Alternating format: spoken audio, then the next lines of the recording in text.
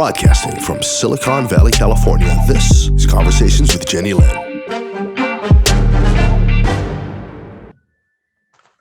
You are watching Conversations with Jennylyn, and today my guest is not a stranger to the show. She was actually here with us last week. And like I said at the end of the video, we'd be bringing her back, and I was fortunate to get her back this week. So Jeni Cousins, welcome to Conversations with Jennylyn a second time. Thank you, Jennylyn. I'm very honored to be a part of your program. And I'm very honored to have you on the program. Your profession or your gift or your job is so unique.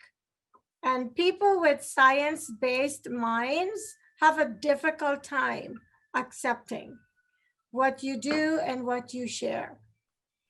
And so I decided it's a good idea to have you share some details about what you do to hopefully educate and inform people who are cynical.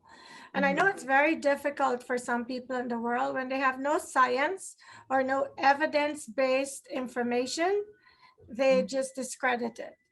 So for those people that what you're sharing is resonating with, it's worth my time to do these segments. Today, I wanted our topic to be past life regressions, which is one of your expertise. So why don't we begin with what is a past life regression?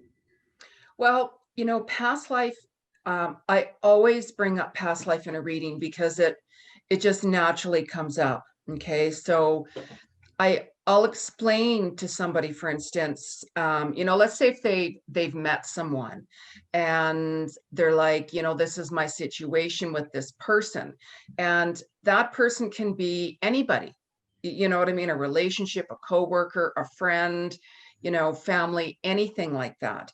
And I'll explain to them, okay, this is why you have met this person. Okay, because we attract who we are, number one. Okay, I mean, we have to go out in the work world and all of those things and associate with everybody.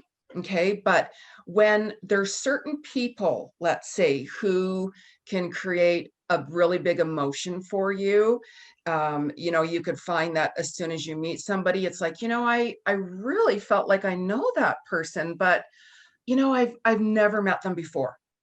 And it's like, you know, why is this person over here? Like, why are they like coming after me all the time and putting me down, or, you know, anything like that? And there's always reasons behind it. Okay. So let's say somebody says, you know, Jenny, I met this person and I felt this bond, and I know that, you know, we have this soulmate connection. And, you know, so what you're feeling, number one, okay, is whenever you meet someone, could be anybody, man, woman, doesn't matter the age. Okay, and you're feeling that connection and vibe with some sort, and you're like, you know, who is this person? That, first of all, is a clue to you, you know, that you have gone back with this person into another lifetime. Okay, and they have come forth in this lifetime for many different reasons. Okay, so they could be coming back to you for several different reasons. They could be coming back to help you. They could be coming back to help teach you really hard lessons. They could be coming back for you to cut karmic ties with. So, you know, there's so many different reasons behind past life connections and karmic connections. Karmic connections, we attract who we are, not what we want, who we are. So if somebody says, you know, why am I always attracting people that are constantly treating me really, really, really bad, or doing really mean things to me? The first thing I would say, okay, let's take that step back. Let's take a look at those Akashic records. Okay, your past life memories, because I read the soul, all of your reincarnations, incarnations. And I say, this is why this person has come back to you, because if you're sending out that energy that you're going to treat others really badly, you're going to use people, you're going to take advantage of people, all of those things, you're going to attract that right back to you. So it you know, it really comes down to, you know, what energy you send out, it comes back. Well, So sorry. no, but that's just a little bit of an insight into a past life. So how many past lives do people generally have? And if you've had more than one, which one plays out in your current incarnation? Well, you know, most of us are old souls. Okay. So, for instance, I'll look at like a baby, for instance, and I'll say, you know what, that's an old soul, because I can just see their soul, their energy, because I'm clairvoyant, and tell you all about that baby's journey, why they're here. Okay. So whenever somebody says you're an old soul, it's not about, okay, because of your age, you're 50 or 60 or whatever it is. You know what I mean? Right. So before you're born, okay, you come back into this world on earth. Okay, you get together and have a group meeting with your soul, your ascended masters, God, your soul group, and they decide they're going to be like, okay, you know, Jennylyn, you're going to come back into this lifetime, and you're going to come back with these certain people that you were with in a previous lifetime to clear karmic ties with them. They're going to also, you know, we're going to bring in some people from your soul tribe, okay, who you really connect with that unconditional love, who you vibe with, your frequency and your vibration are the same with them. And you're like, yes, those are my people. I connect with them unconditionally. Okay. So it's a whole big process before you're even born, why you're here. If all of us had no karma to clear, you wouldn't be here right now. So whenever, you know, there's some people saying, oh, I'm this master and I'm doing this and this and that. It's like, that's wonderful. Thank you. You know, thank you. However, that person who claim they're the holiest of the holiest, have karma to clear as well, or else they wouldn't have been here. So we all have that journey to walk, connecting with different people, clearing different karma. Why do we forget when we get here? Well, because whenever you're born, you're not going to remember who you are, you know, and some people, like, for instance, myself, I can see all of my previous lifetimes, all of my past lives. So whenever I meet someone, let's say, it doesn't matter who they are, I can look right at them, see who they are, see what the lesson is, see how we go back, good and bad, and see what's going to happen. So that's why, for me, just to give you a little bit of an example, that's why I'm single, because I can meet lots of different people. And it's like, you know what, I want to get to know you on a soul level for many different reasons, to see how we're going to connect, how we're going to, and if I can look at somebody and say, no, it's not going to work, I can do that right away. And I won't get involved with them, let's say in a personal relationship, but, you know, I can say, how are you doing? You know, all of that. So the number one thing is when you meet someone, doesn't matter who it is, and especially whenever you're like, wow, I can feel that bond, I can feel that chemistry. It's like, okay, again, let's take that step back, read into that energy and see what it is. Because listen to your intuition. If your intuition is telling you don't, right, no matter how much chemistry you have with that person, right, and you're like, I know, but I have to. And that's okay. And that's okay. Because sometimes we have to get involved with certain people to learn lessons from. You know, it's like we keep repeating lessons until we're like, okay, I've had enough. Got it. So I have a friend who told me to ask you this question. She said she has a recurring dream where she was stabbed in her stomach. Like she was, I think she says, a French woman or something. She said she's obsessed with French food and the French culture, and exactly where she is being stabbed in the dream, she has a mark on her stomach. Yes, So she told me to ask you about that. Okay. First of all, you take a look at what body part. The stomach is the solar plexus. Okay. With it, the knife hitting the stomach, solar plexus, that represents emotions, number one. And sometimes, yes, we can come back into this lifetime with certain birthmarks. You know how sometimes we're born and you're like, Yes. wow, look at that birthmark. Yes. Or look at that scar. And that's subconsciously, it's still in our cellular memory from our previous lifetime as a reminder. Okay, so it's got brought forth for you to pay attention to it whenever something activates that energy level. So for her being shown in her dreams by her guides, by her soul, that, you know what, there's energy here you have to clear that is definitely connected with your previous life, especially when it's being shown, you know, like France, you know, any, you know, French speaking countries or cultures and such like that. It's coming to the surface. Soul is bringing that to the surface for her to say, okay, you have some karmic clearing to do with that energy. So she has to take a look at, okay, are there French people around her right now? Or is she all of a sudden putting her guards up like that? No, I don't want nothing to do with them. So it really depends, right? Because it could be her soul telling her, you know what? Yes, we definitely have to resolve issues with certain French cultures or people. Okay, so it would be like, okay, soul, I'm open. Please show me what I need to clear with that culture or the French person or whoever. So you're asking that to come. And you can't run from karma. You cannot. You have to face it. So it's your soul bringing stuff to surface for her to clear yet. And Wow. I help people clear the energy as well. Oh, okay. So that was going to be my next question. If Oh, someone has come into this life to mhm. play out karma, like you say, and they're oblivious to that because they're so caught up in this world and, you know, the essence of what is important to them in this time now, in this now, they can end up leaving the planet and not fulfilling the whole point of coming here. Because even though your guides and your angels try to guide you, if you're closed off, you're going to do what you want to do and not what you agreed to come here to do. Am I correct? Yeah, like we're all brought down, you know, and we're all showing lots of different things. And, you know, some people are just not ready to face it, right? Because when there's like a painful situation, I mean, we don't want to deal with that because it's painful. However, the only way out is going in. So if something is being presented to you and you're like, I'm too scared to do that, I'm too nervous, I can't deal with this right now, the only way you're going to resolve it is to deal with that.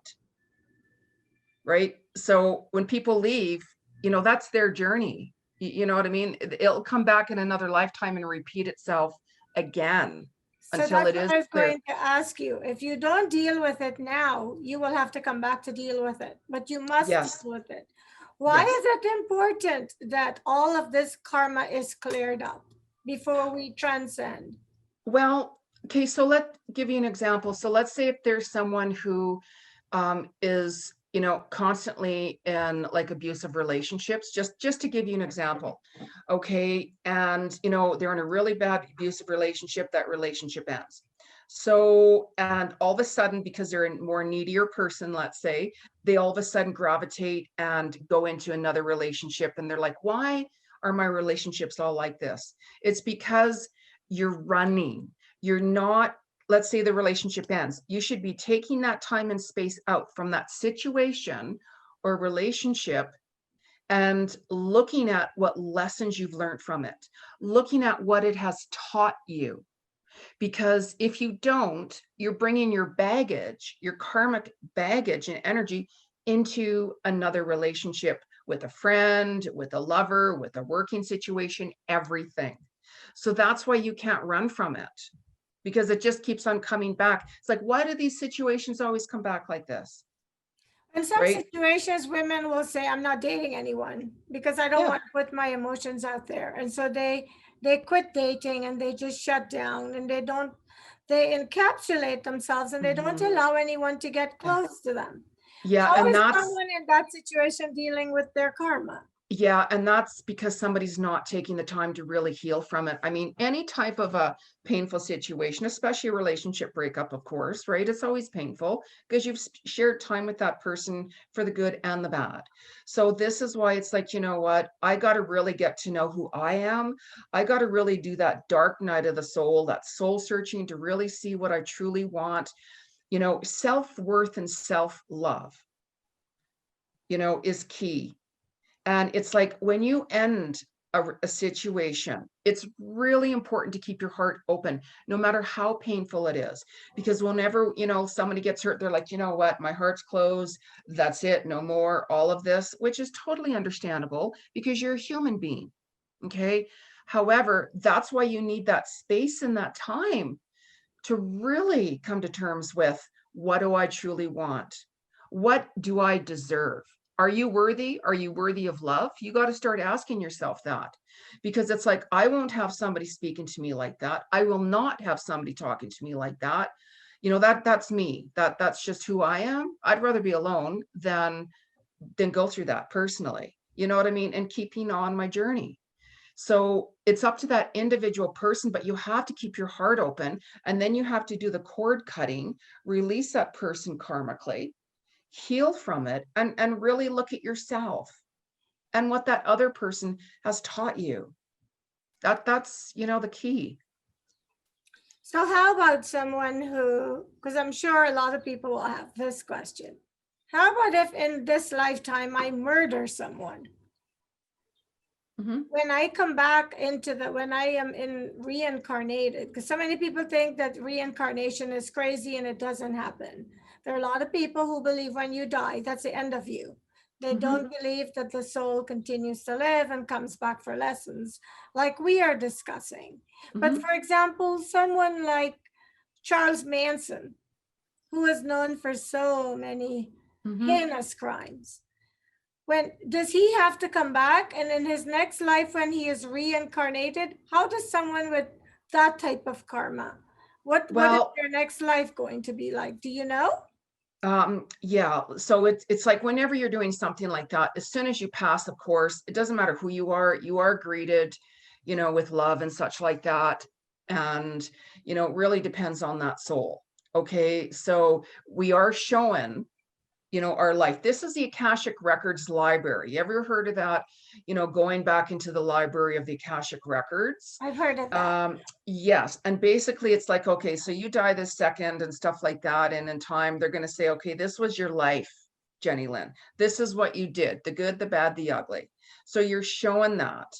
So because you're in spirit form, seeing the true unconditional love, you're going to be like, oh my goodness, I didn't know I was not in my right mind. All of those things, right? So you do get brought back into another lifetime, because it's like, again, you go in front of your council, your soul council, as I call it. Okay, Charles, let's say, this is what's happened. You're going to come back into this lifetime, and it might not be the next lifetime.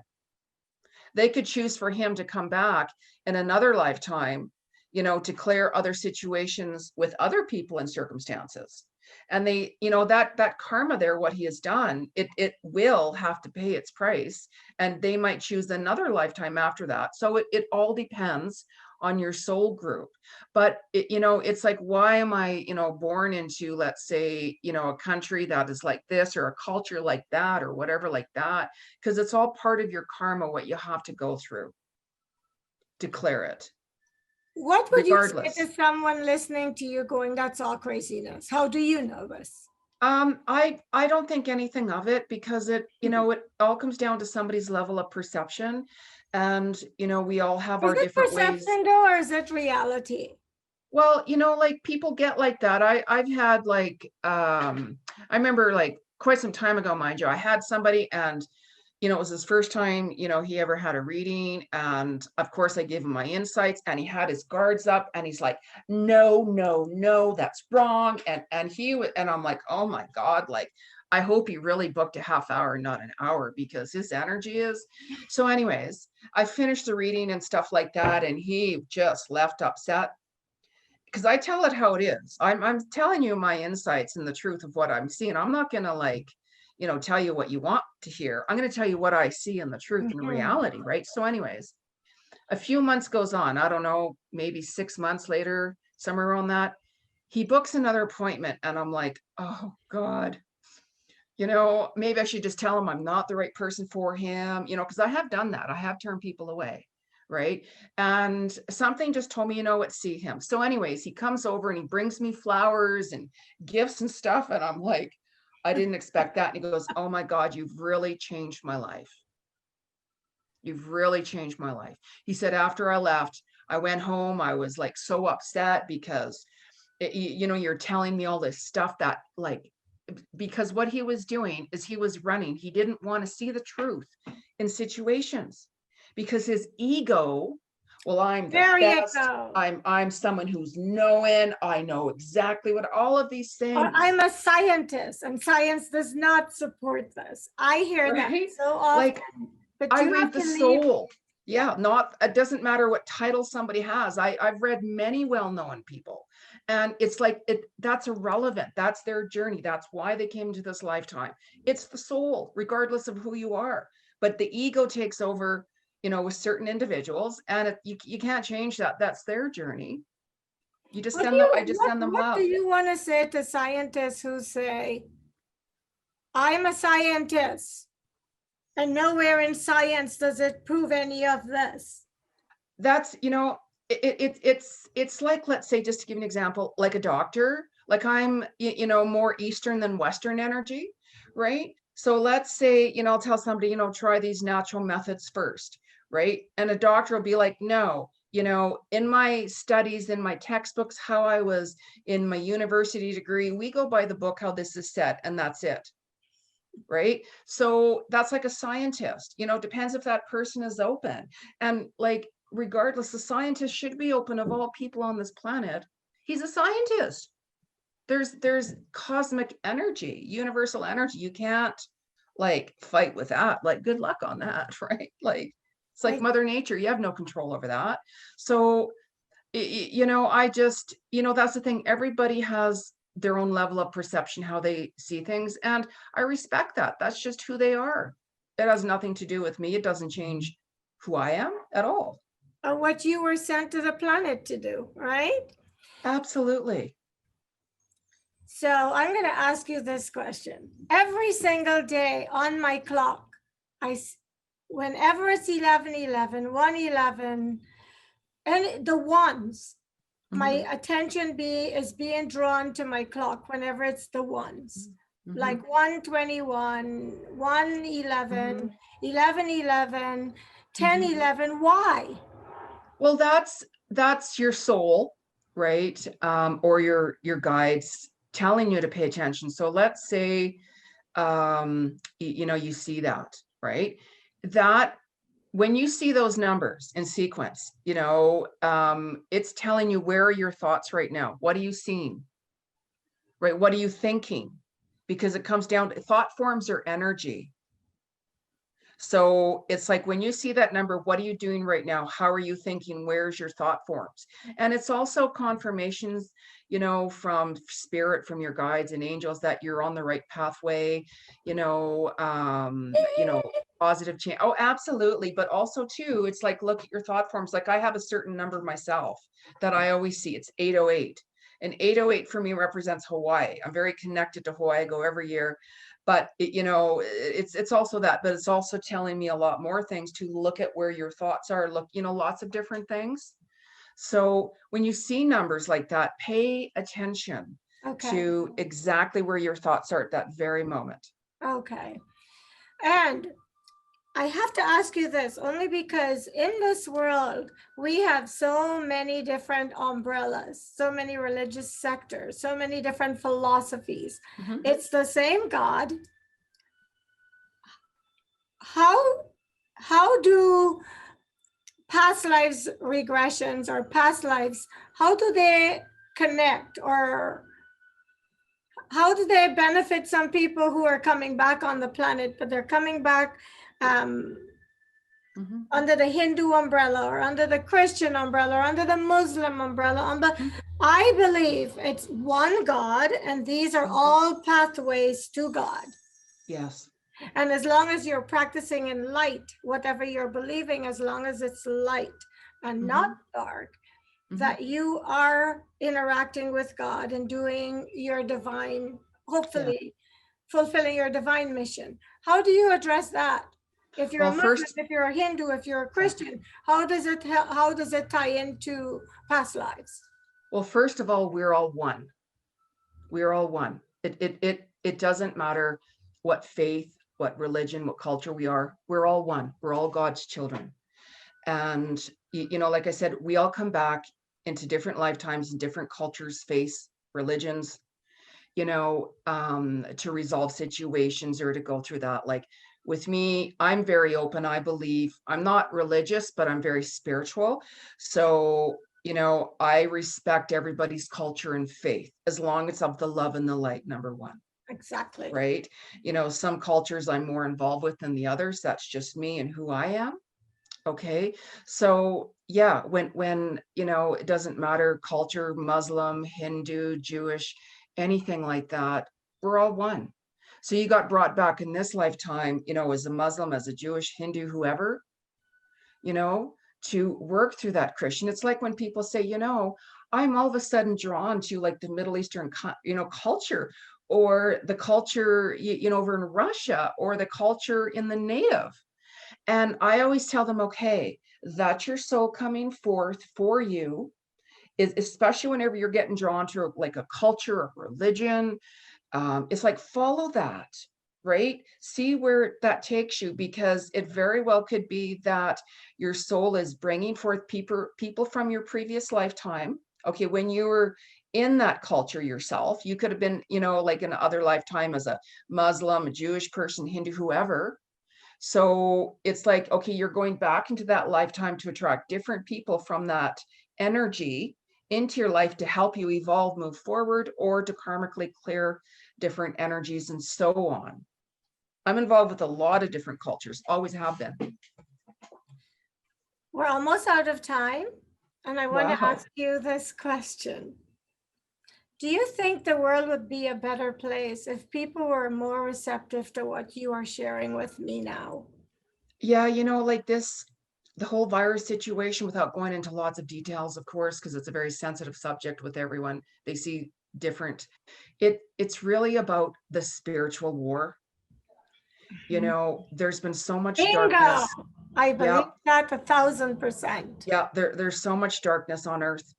And you know, it's all like I meditate, like I said, twice a day, and I always send out energy to earth, number one, to heal all of humanity, its species, earth. And then I will go into heal all of humanity, and so on and so on. I do that morning and evening every day, and send prayers and energy to each person I talk to, clients, especially those who need it more. But you know, it is a spiritual war, trying to bring forth more unconditional love and kindness, Yes. more of soul to earth, rather than power and greed and darkness, controlling, manipulation, all of that. That's low energy, low vibe energy. That's ego. We want to stay into love, unconditional love. And that's why, you know, a lot of people are struggling, because, you know, they don't know how to come out of that darkness. That's all they see. So that's why I do my work that I do always have, to help someone shift and move forward, to help them clear issues, to give them more of a peace of mind of what's going on and why. What do you say to people who are playing in the dark field? There are people who are invoking darkness, hurting other people. And because it's not something that's known, people are denying that it happens. But I know it happens, because I know of situations where people have tapped into the dark world and hurt other people. Yeah. What do you have to say to that? Well, you know, when I do my meditation, you know, twice a day, sometimes I'll do it more depending. The first thing that I will do is I will send light to all of darkness, meaning, you know, oh, send them healing. I'm like, no, I will send them unconditional love. And, you know, for them, because when they're, you know, in darkness, you know, most of the time, not all the time, mind you, but most of the time it's because they have not ever felt unconditional love. So when you start sending them unconditional love, their hearts start to open and they see things different. It's like, you know, I was going to do a documentary, you know, quite some time ago on something. And, you know, in certain places, people will send love out to darkness, right? And they did the test on that, a survey. So when you're embodying somebody with love, unconditional love, show them clarity. When you do that, the white light out the dark anytime, but you have to grab somebody out of that. Somebody comes back naturally and they're just going to do that anyways. So, again, it's the evolution of the soul for that person.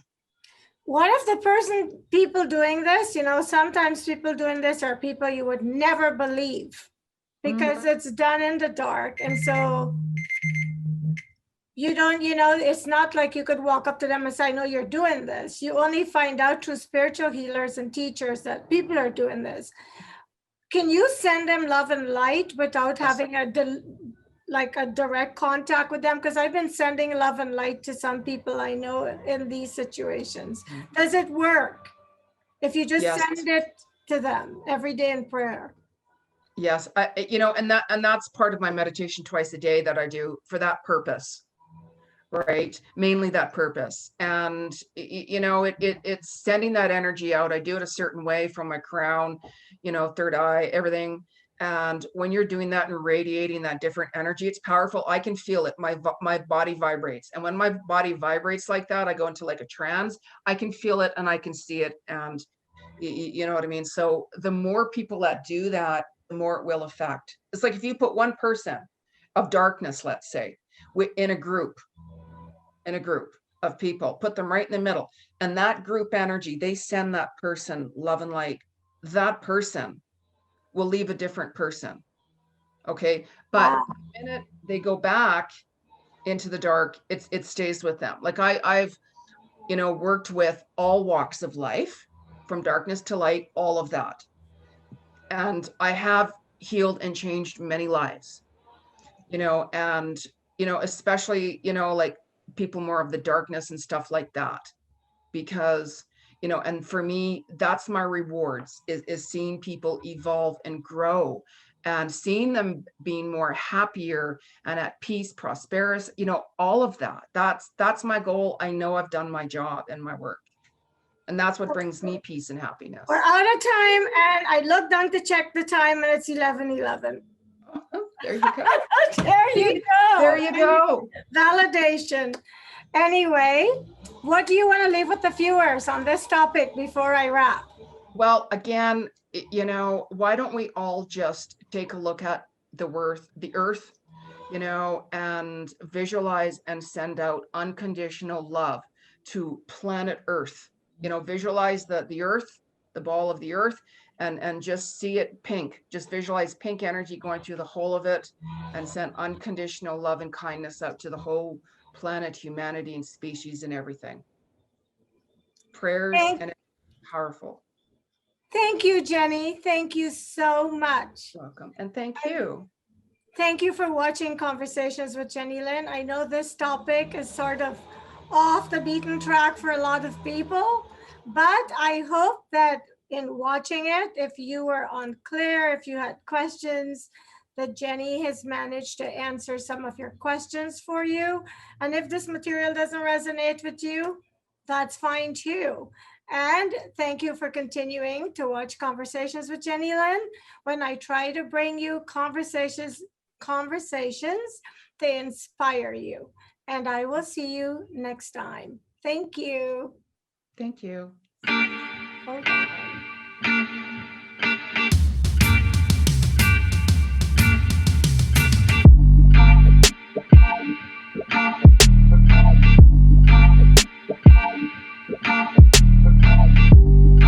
Broadcasting from Silicon Valley, California, this is Conversations with Jennylyn.